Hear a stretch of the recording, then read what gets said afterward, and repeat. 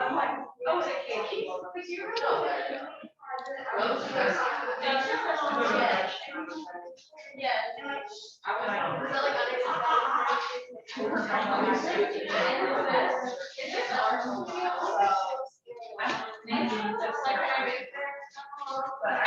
oh, like the color.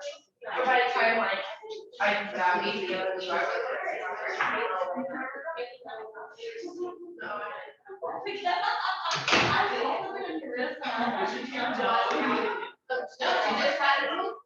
Yeah, I got out of isolation on Saturday. You should be Monday.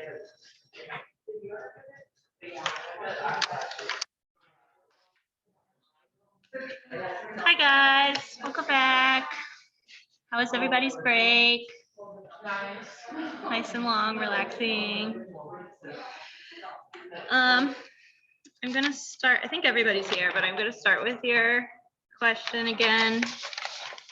Your question today is, if you became a billionaire and you could only make one extravagant purchase with your money, and that doesn't include like, you know, paying off your debt, like your student loans or something, what would your big purchase be? We'll start over here, Anna. Maybe buy the house somewhere tropical. Okay. Beach house, vacation house, Tricia. Okay. I think I would build my dream. Okay. I would do like a huge piece of land in the mountains. Okay.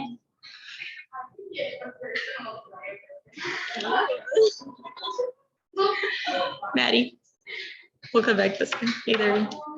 Probably just build a dream house. Yep. I'd probably buy a big piece of land. Okay. Sayla. Maybe a private jet. A jet.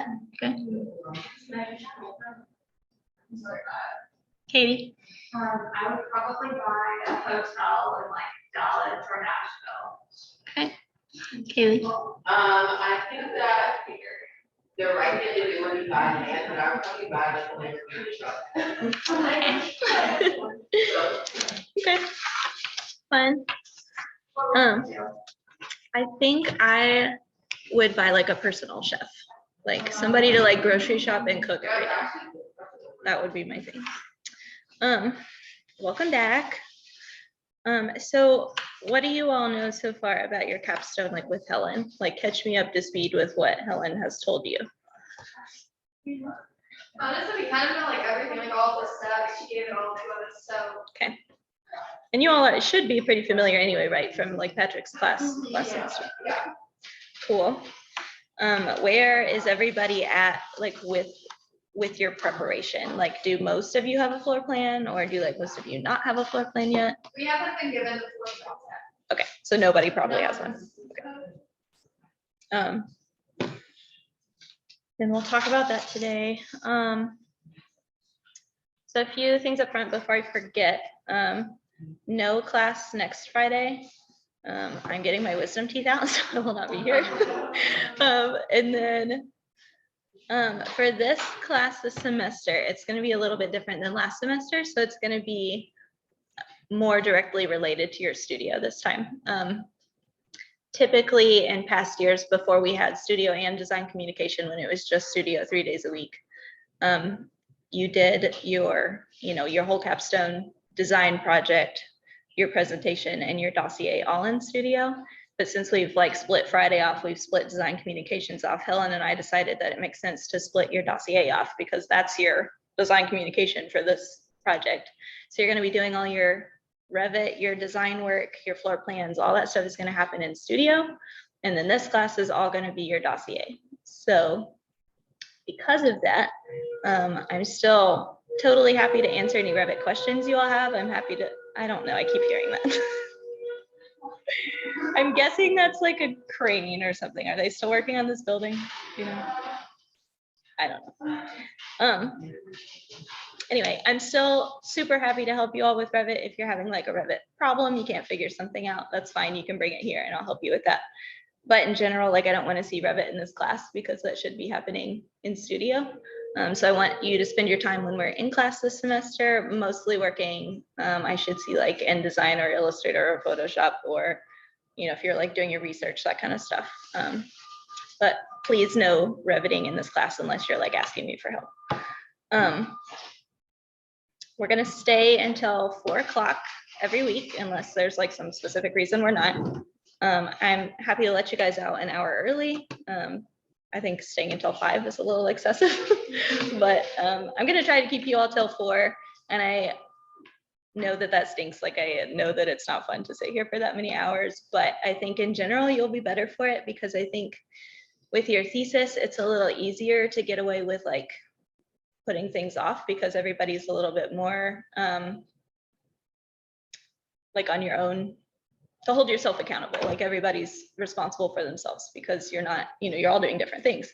So you kind of have to like force yourself to keep working every week, force yourself to stay up with the schedule, because this is going to be a heavy semester for you all. I mean, there's just a lot for you all to do between this class and studio.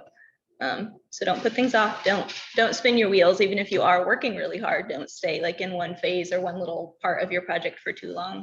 Just make sure you're making progress every week. So if I keep you here till 4, I'm hoping that I can kind of force you to make a little bit more progress every week. Beyond that, I think that's all of like the housekeeping stuff for the semester. So since none of you all have floor plans yet, I'm sure Helen is going to share some with you all. I think that they're trying to like make a like a database of floor plans for you all to be able to choose from. I think they've seen that it's hard over past years. Like, they've seen students struggle because you're at the mercy of whoever you're requesting floor plans from to provide them to you. Since you can't necessarily go see your building, or maybe your building doesn't actually exist anymore.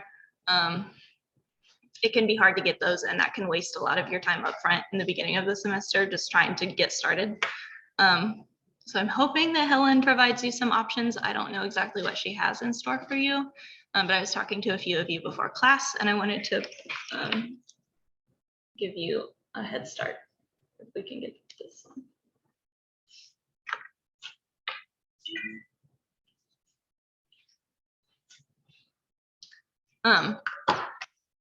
Okay, so there are some places you can maybe find floor plans online. I mean, I'm sure if you have like a specific building in town in mind, that's going to be, obviously that's going to be harder to find online. You may be able to contact like a realtor, or if there's, you know, like a business manager or somebody like that, like somebody who owns the building. If you can see them in person or call them, you're probably going to have a whole lot better luck than if you just send them an email and actually getting a response.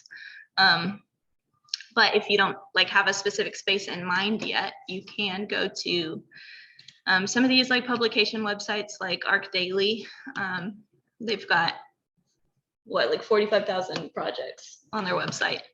Not all of them will have plans. It depends on like if the architecture firm or the designer that submitted them submitted plans, but a lot of them do. So I just opened this one on the first page here. A lot of times if you go to the end of the gallery, there are drawings. There's 16 pictures here, or there's even a button that says drawings. Sometimes it's stuff like this, like, you know, obviously this is not going to give you what you need. That's not dimensions and stuff. But a lot of times there are plans associated with these. Well, if I can open it. And while they may not be dimensioned, you can save these images. You can import them into Revit, just like we did our existing plans at the beginning of last semester. And then you can scale them. So, you know, if there's a dimension on here that you can guess. So like a good thing to guess is like a toilet is probably like 1 foot 6 inches away from the wall. Or if you have a door into like an office or a restroom, it's probably 3 feet wide. Or like we have stairs here, so you can probably look at like the standard stair depth of the tread is usually like 12 inches. So if you can scale the image on Revit, you know, move it this way until you get it aligned with the dimension that you know it is, then once you get it that way, you can measure everything else and go from there. It may not be exact, but you should be able to get pretty close. And close enough for what you need for the semester. So that is a good resource for plans. Beyond that, there are a couple other like publication websites that are very similar. There's Arc Daily. There's another one that's like Arc. I don't know if it's Arc Hello, Arc Hello.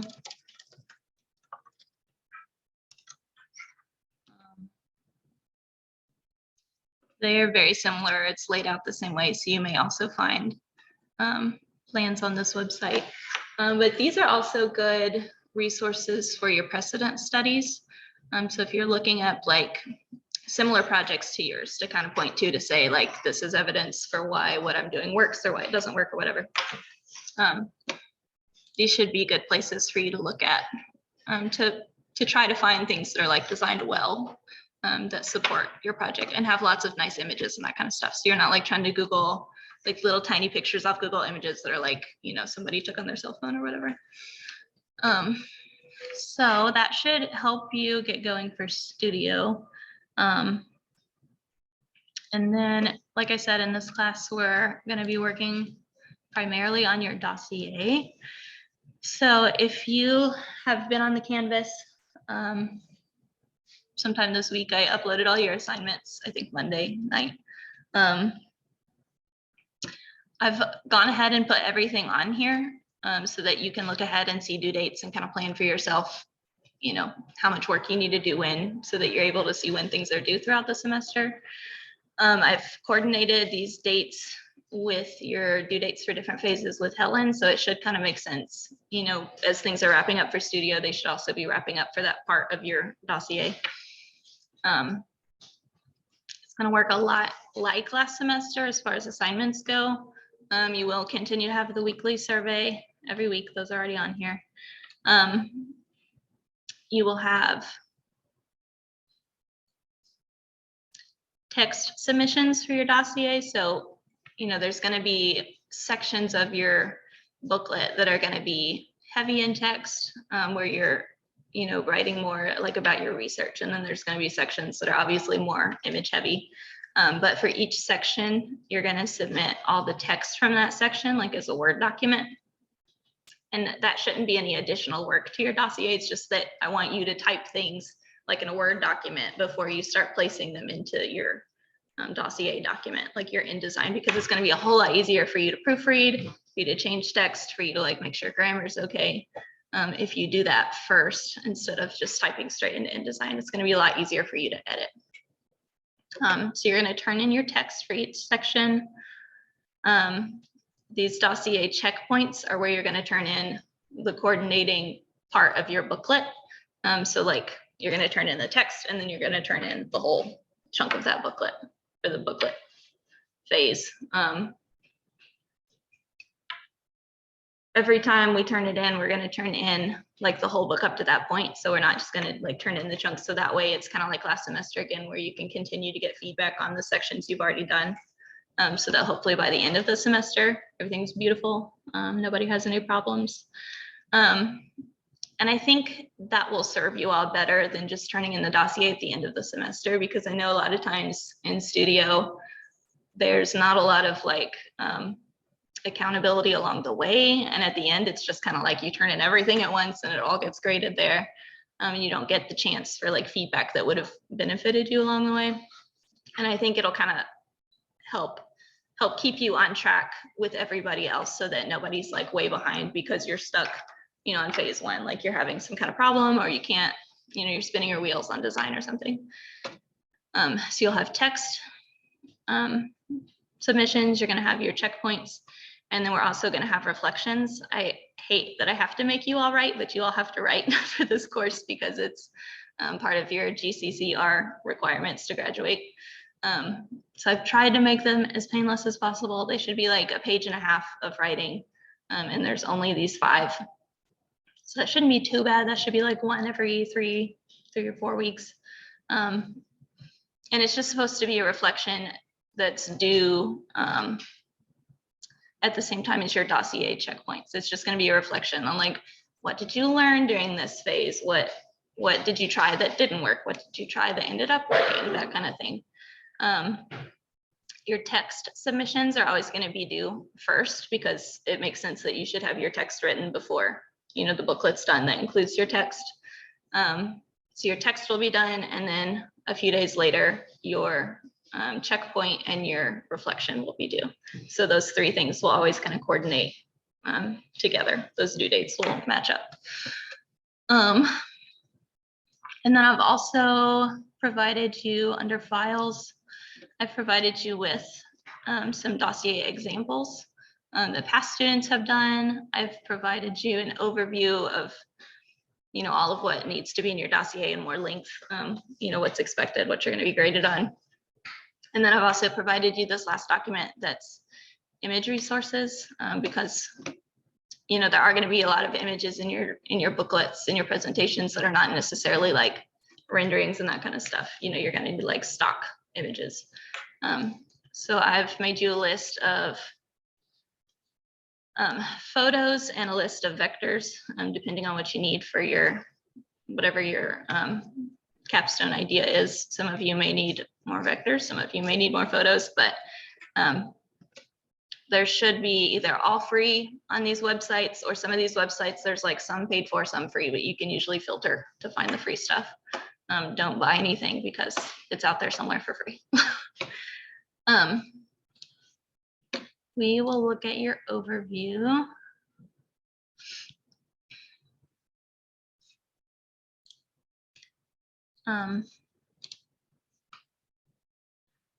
So in general, your dossier is going to be separated into the same phases that your capstone is going to be separated in. So all of your phases that you're doing work for in studio should coordinate with your phases of your phone.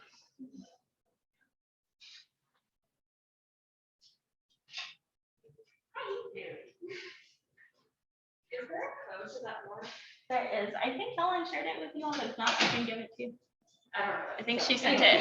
I think she sent it when I asked, because I couldn't get it. Oh, okay. So your dossier is going to be heavier in the upfront portions, which I think at least when I was in school, it was kind of scary because I was like, oh my gosh, this is going to be so much work. This semester is crazy.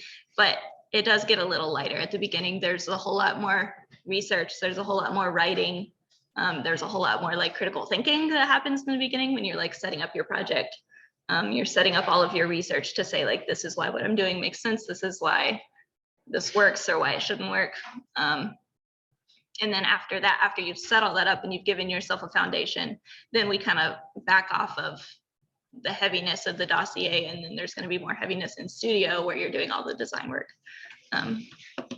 which is probably pretty typical for the other studios that you've been in, but it will be just a little bit more because there's more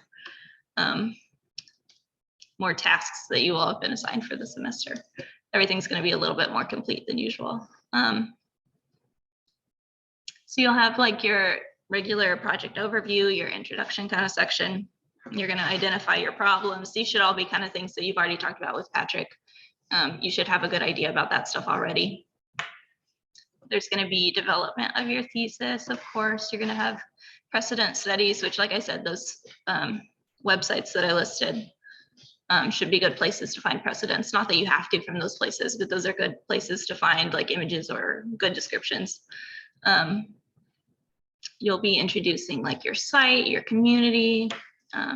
There should be statistics, and you can think back to our first assignment last semester where we did data visualization. Those same ideas should come in handy for that portion when you're trying to identify your community or your site and talk about the context of your project in a bigger sense. That should be a way to make that more exciting, because statistics are not the most exciting thing to read.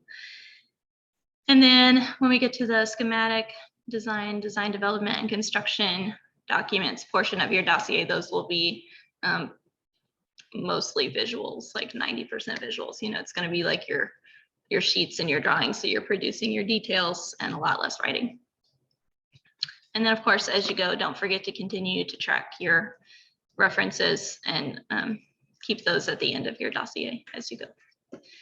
It's a lot easier to track as you go instead of trying to go back and find where you got things from. I'm not going to look at the dossier examples with you all, but those are there if you want to see, you know, what these things look like when they're complete. And I think that's all I got for you right now. So we can start working. I can help you set up your InDesign files if you would like, if you want to open InDesign. And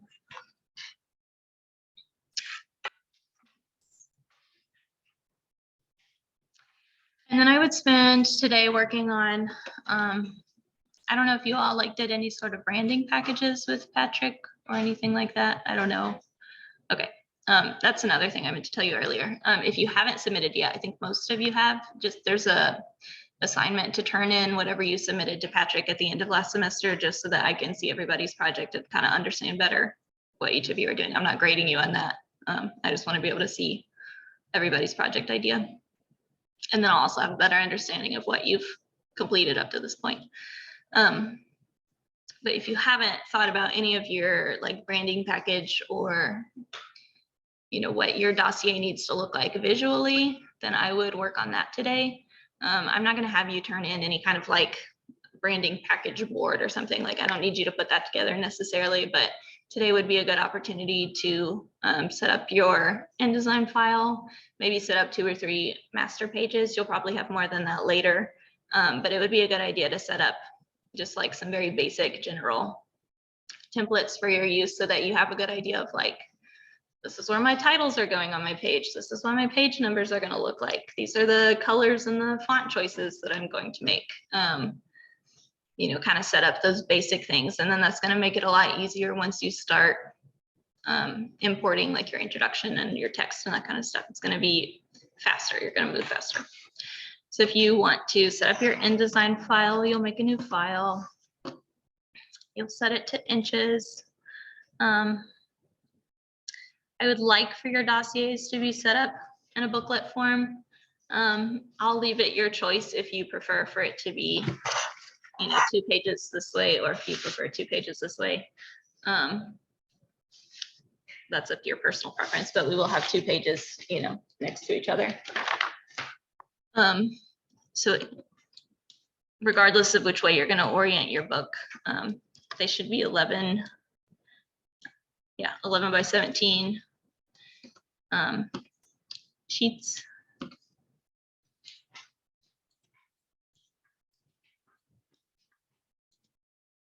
my gosh.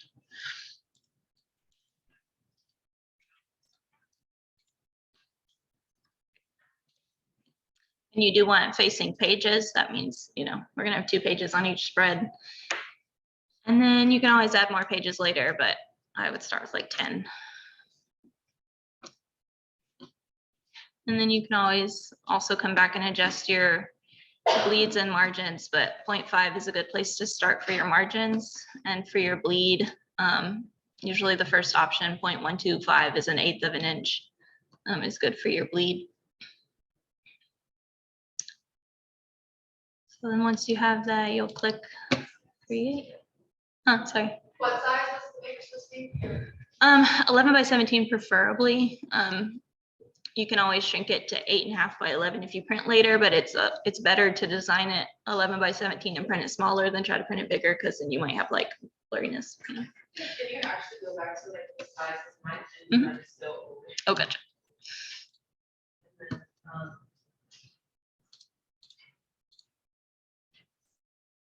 And then it's 11 by 17. Mm-hmm.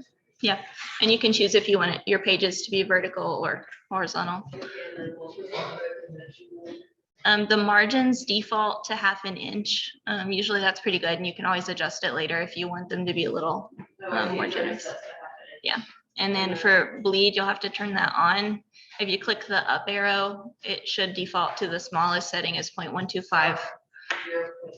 And the bleed is just this like red box around my page. But if you print somewhere, not just like off your printer at home, but if you like go and have this printed at the end of the semester, if you use your bleeds correctly, it'll print like a magazine, which I don't have like an example, but it'll print like a magazine where you can have your pictures go all the way to the edge of the paper instead of like having your margin.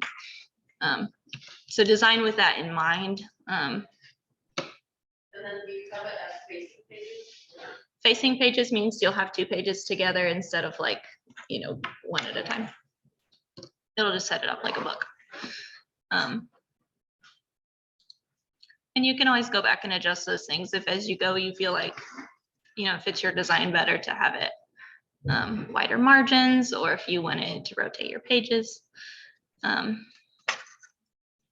if you zoom out, you should see that now, you know, we kind of have like a cover page. Our page 1 is on the right. Odd numbers are always on the right, and then even numbers are always on the left. Wait, what number should the bleed be? The bleed, Yeah. the bleed should be 0.125 inches. So quiet, I'm sorry. Okay, so if you set it up with your first page as page 1 instead of page 2, you'll kind of have like this separate cover. If for some reason you don't want to have a cover in this file, if you wanted to make like a separate cover file that was a different size, or like you were printing on different paper, then you would just go back in to your setup and you would say your start page is page 2. And then we would start, you know, without one page by itself. And then what I was saying about the bleed. So if you know, had a shape or a photo that you want to go all the way to the edge of the page, like once it prints, then you would expand that all the way to the edge of your bleed. Instead of to the edge of the page, we go to the red box so that then once they print it and cut it, then your pictures look nice all the way to the edge of the paper instead of like still having a white margin everywhere. And then if you want to set up some master pages today, you go to your pages. I like to expand this little box because once you add more master pages, you can't see them. You double click to go into your master page. And if you want to set up page numbers today, I can help you do that too. So depending on if you want a page number in each corner, go ahead. Is it possible with the TV a little bit? Just a little Yeah, bit? I can turn this front light like towards you or just out.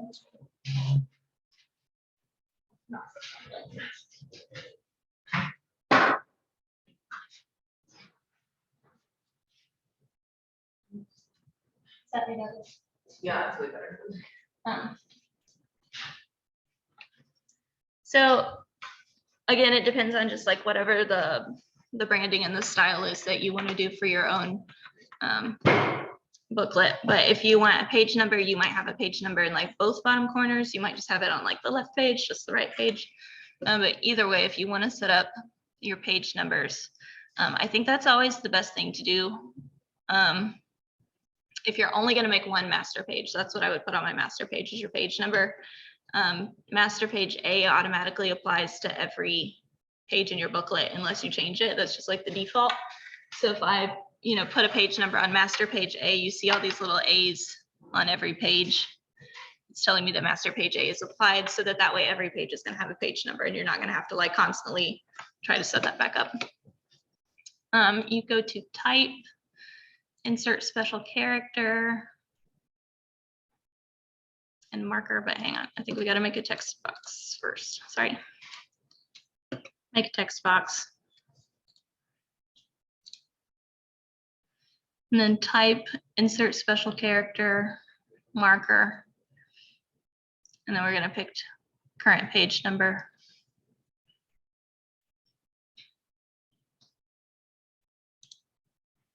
And it will put this little tiny A in the box.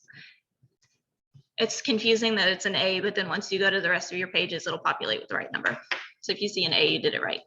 And then, you know, if you wanted to change the color, you can do that here. If you want to change like your text size or your font. Mhm. Sorry, draw a text box and then with your like cursor blinking in there, you got to type insert special character, marker, current page.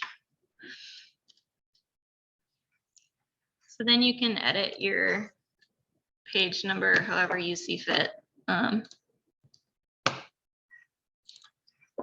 gonna have mine go to the bottom. And then if I get out of my master page and I go back to like page 2, like now my pages automatically have page numbers. So do you type in one for that one, right? It'll automatically apply. So like on my A master page, it just shows up as an A, but then if I go to like my other pages, it automatically does it for you. Oh, you're right. So that you don't have to constantly like reorganize or make sure you didn't skip a number, you didn't add an extra number. And then how did you get it to go to the bottom, like the drop down? You can do that in your format. There are 2 ways you can do that. So like my box right now, my text box is bigger, but I have it at the bottom by selecting the text box. It may depend on how your like window is laid out for InDesign, but if you see these little options up here, it's just telling me that my text is aligned to the bottom of the text box. What do you have your like format as? Do you have it as like? My window.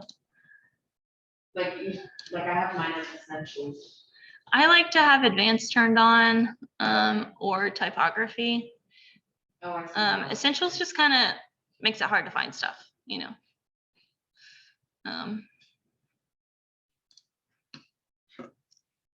And then also if your text was at the top of your box, but you wanted to do it a different way, or you didn't want to fool with like aligning it, you can't find the tool. If you if you left click, but like one of the corners, it'll make the box like just the right size for your text. So then that makes it easier to align things later. You can do that with, I think, any of the corners. It'll like shrink it that direction. So if I want it to shrink down to the left corner, I can double click the top right corner. So I would have a master page with at least your page number put in there. You may not want to have it actually inside your margins because you may have like text and images inside your margins. So maybe you put it, down here. But again, that's just going to be up to your preference as you start putting together your branding. And then, maybe there's going to be an element that you want on every page, or maybe just like on your header pages when you're starting a new section. So maybe if you want a new master page, so like you want another option that you can apply to pages, you don't want to get rid of this one. You just right click up here in your master panel and say new master. You can name it whatever you want. I'm just going to name it B. It defaults to. So, maybe on this one, I want to have my page number, but I also want to have additional stuff. So I'm going to copy my page number from A master. I'm going to go to my B master. And if you right click and you say paste in place, it'll put it in the exact same spot on this page. So that you're not trying to like make it line up exactly how it was on the other page. And when you're flipping pages, you see it like move because it's not exactly where it was. That comes in handy a lot if you're trying to make things the same. You right click and say paste in place. So this master page is going to have my page number, but it's also going to have, maybe I'm going to use these like on title pages where I'm changing sections. So, maybe I'm going to have like a line under my title. So if I wanted that to be master page B, then I could apply that here. And to apply a master page, like I said, master page A just by default is assigned to everything. If you want to assign something different, or if you want to take it off, you just drag it. You drag it to the page that you want to apply it to. So now if I come to page 2, it's got the B master applied. So if, I was down here and I wanted to say introduction.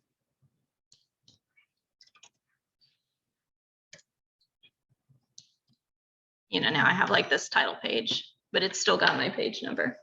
And then my other pages don't have the line. So you can set up a bunch of masters. I would typically set them up for like a typical page with a lot of text, maybe a typical title page. And then you might have, you know, as you start to get into your project, you might have more specific pages like, you know, precedent studies. You have to do 4 precedent studies. So maybe you make a master for those that tells you where to put your images so they're exactly the same in each study. So the point of the masters is to like have all of like most of your pages the same, Mhm. look the same. So say it like, wouldn't it be good to use like a master page if you were doing like title pages? Mhm. So then how would you coordinate that master page with that page? Like, did you just do that? Like, So but you I didn't see how you like got numbers. you just drag it. So Oh. so right now all of my pages have an A applied. And you see which master is applied with that letter in the corner, which coordinates with your master page. But then if I want to change it, you just drag it. So like I applied master page B to page 2. So I just click up here in my master page and drag it down here to page 2. And now it has a B in the corner to say it's got B applied. The point of master pages is just that they will save you time because you're not every single page. You're not like, okay, I got to set my text size. I got to like reapply my little, you know, lines and little special characters. I've got to like replace my page number. It just saves you time because it's already there. It's already set up. You're just making yourself a template. And that made me lose my train of thought. Saves you time, but it also makes sure that everything is in the same place on those same pages so that it's, you know, that like irritates me when you're flipping pages and you see things like shift as you flip the pages because they're not in exactly the same spot. So it'll just make your life a little easier. You don't have to use them. It's not like you're going to be graded on that or something, but I would recommend that you do. Okay, so you can spend the rest of today working on kind of setting up your branding, setting up those things. Like I said, you don't have to turn anything in for that, but just kind of starting to identify what you want your book to look like visually. So maybe you start to look for some pictures, maybe you kind of start to think about your cover, and that helps inform, you know, colors or different themes or motifs. So let me know if you have any questions. I'm happy to help. And then I guess you all, so you did a lot of research in Patrick's class already? Okay, that's awesome because I feel like that's such a time-consuming part of this project. So I hope that that helps you all like get a good head start, just like hit the ground running. That may kind of give you some ideas too at like themes or, you know, maybe something about that helps you identify like, okay, well, light and shadow are really important for my project. So maybe that plays into your branding and your motifs and that kind of stuff. But happy designing, and let me know if you have any questions.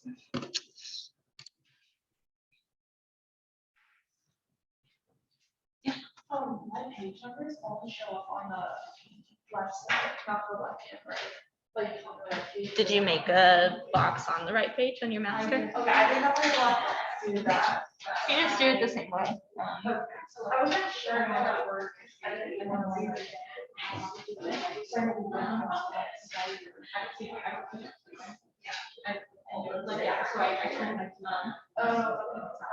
Because like that page is gonna have a different page number, and it, thankfully is smart enough to like know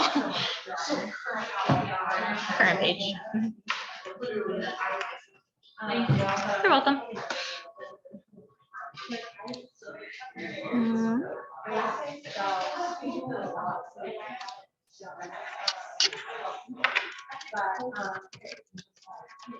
Yeah, so I was talking about it, and then like I got home, and my uncle didn't.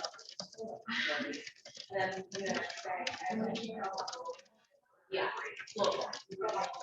And then Monday, my brother had it, but before I knew anything, and I actually didn't get them, but I have. Well, I put my friend, so I left school, so I didn't get but also, I was just like really not. I know, like I was saying, that's not really. So I went.